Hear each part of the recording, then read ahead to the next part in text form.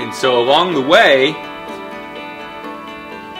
I have learned about business. I have learned about opening, so I learned about opening one business and forming an LLC and building a website and all of this stuff. I hadn't been taught. I hadn't been, I hadn't gone to a class. Just learned it. I just did it on my own. I just sat down and made myself the expert on the process. And then 6.5 years later, I had to redo that process, and we made some tweaks. We got better. So here I am, infantry guy, 2008, hoping to open and make some money in 2009, but a lot of work to do between 2008 and 2009. Where was I to turn? So I had this consulting firm that I told you about. The consulting firm was super helpful in guiding me in the right direction, helping me with business plans, helping me to understand the economics involved. And it sounds so simple. You have to make more than you pay out in order to be feasible, right? Okay, but how do you budget that? How do you forecast?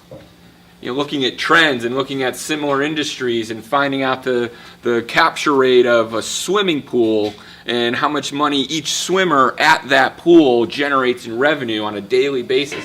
Oh my gosh, this information is great, but where the heck does this all come from, right?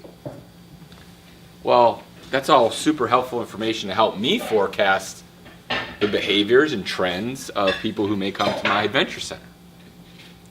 And so the firm helped me with those different resources. And so those resources that we use from the firm come from online resources. So there are national publications and national organizations that track the user participation rates, number of dollars spent by user, capture rate in a community for how many people, what percentage of the community goes and attends the community pool, all that type of stuff. So they, for a fee, will offer you that information on different communities across the country. So you can pick your industry, find out where there may be a correlation or a similarity, kind of use that information to help you forecast. So instead of purchasing the services of a consulting firm, you can also use resources in the community. So the Small Business Administration typically has offices in communities across the country that you can leverage to help you get those applications, those paperwork pieces filled out and filed appropriately. Other resources out there that I've used along the way, each community has a business association or gathering where members pay fees. It's called the Chambers of Commerce. Anybody familiar with the Chamber of Commerce? Sure. So the Chambers of Commerce all have people who are either members or organizations attached to it that can help you with those types of filings, applications, getting through some of the rigmarole of the back end work of becoming a business. Question. So in 2009, we opened the doors. April 24th, 2009, I cut the ribbon. We had Congressman Joe Courtney there. I actually met him in Afghanistan when he was there. We opened the doors, and then the hustle. I'm going to go guide a zipline tour, and then I'm going to go back and enter it into our QuickBooks and the revenue, and then I'm going to go take a picture of these guys, and then I'm going to go market to this guy, and then I'm going to go do this. And it was pretty much a one-man show. I was doing every function of the business, from the very most important task of leading a corporate team building group for Microsoft, all the way to taking the trash out and re-raking our gravel rocks so they look nice. 2009 was a one-man show because we, again, trying to scale the business, take in more than you pay out.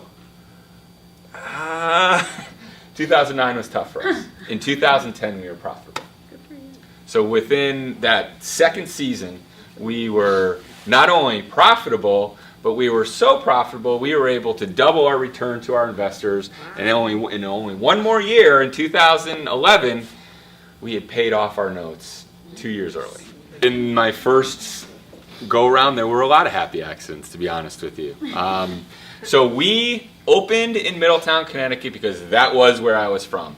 And I had so many contacts and so many different relationships that I could leverage, from sports teams where we could do sports leadership training, to the different companies and schools, and do faculty development for all the different schools in the area. And so we happened to live there. We were able to find a property that was reasonable. It made so much sense for us to open there. And we were going to make it happen. Like I told you, I literally did not even think about what happens in the event of failure. It wasn't even a micro thought in my brain, because we were going to be successful. Even if it had to be Joe, one-man show, doing everything and taking all revenue as his salary or his compensation, I would have done that if I had to. Fortunately, we were able to get a few more people than that could really allow for, and we were able to hire people and grow as we went along. So in 2012, we are profitable. Our investors are paid off. We're not only making money, but we're making enough money to put aside to plan capital improvements. So we've built this facility with zip line courses and climbing walls and obstacles and all these cool things. Now we're socking money away so that maybe in the future we can build more. 2012, my phone rings, and it's Salamander Resorts. They are opening a new hotel in Northern Virginia. They had were introduced to me through a contact that I had met, who actually had moved from the Hartford market and is now in the Tampa market, working for a Salamander branded hotel, who now needs an adventure center on their new property in Northern Virginia. And so they called and said, would you be willing to come take a look at our site and put a proposal together for us? Sure. Hung up the phone, did the happy dance. I made it. I mean, you kidding me? I made it. This is site number 2. Woo! I'll be up and running in less than a year. I'll have 2 sites. Woo! Man. So, came down to Middleburg, Virginia. Took a look at the site. It was beautiful. The hotel they're building was even more beautiful. Man, I'm going to be printing money out here, right? Again. Not only the business plan, but now a second site. Okay. So we built the second site. We laid out our adventure center. We opened July 4th, 2014. And the learning curve continues. So now we're on a very different site with a different set of circumstances. We're on a hotel. We have a partner. We have co-branding. We have, the DC market is so much different than the Hartford market. And so we continue to learn about business. Now it's not just a standalone one entity, it's 2 entities, and co-branding, tying them together, building a bigger brand. So the learning continues. Learning should never stop. And for me, I am so competitive with myself. I'm so competitive in that I always have to do more. My wife can't stand that part of me. She goes, will you just stop? No. That's what I said. No.